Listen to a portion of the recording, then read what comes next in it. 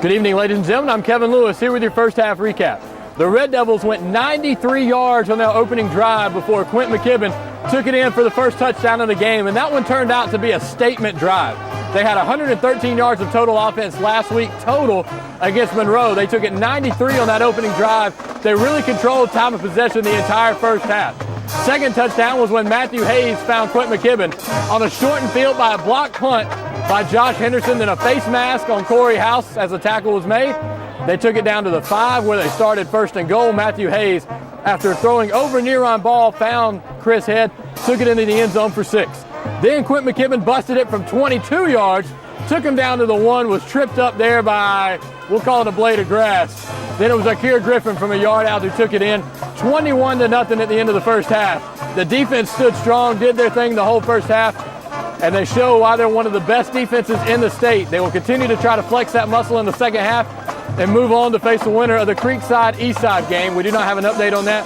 We'll try to keep it updated as much as we can throughout the night.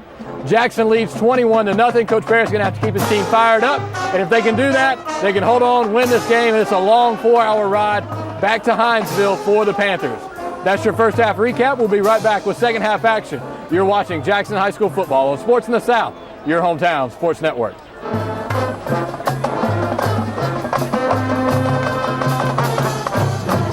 Good evening, ladies and gentlemen. I'm Kevin Lewis with your post-game recap.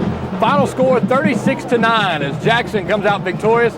They will move on to round number 3 of the state playoffs. It could be a coin flip on where they're at.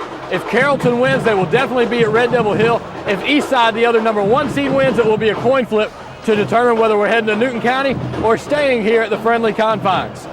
The second half for the Red Devils was pretty much as good as the first half. They had 2 touchdowns and as well as a safety that Dylan Smith was able to wrap up and take him down. They did give up an opening drive touchdown in the second half as the offense for Liberty County showed signs of life as they took it 7 minutes, 71 yards. They scored. Jackson responded perfectly, though, with a long drive of their own lasting 4 minutes. They put it into the end zone, and they never looked back from there. McClendon ended up getting a punt block that went through the end zone for a safety. Both teams with a safety in that second half. But the Jackson offense hit one of the best strides we've seen them on all year.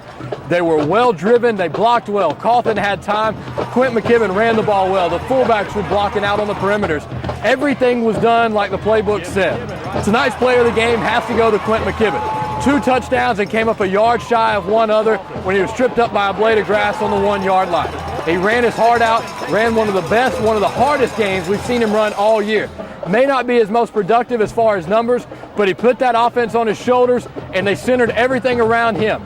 It opened up running lanes for Paris, for Griffin in the fullback positions, opened up the passing lanes for Cawthon and Hayes to find their receivers downfield. Congratulations to the senior Quint McKibben. We know you're being looked at by a couple of big profile schools. I think right now Florida State leading the way. We'll see if we can get a chance to talk to Kid Shepard before each year is out. Maybe in the Dome for a special interview. We can set that up. We'll see what we can get for you.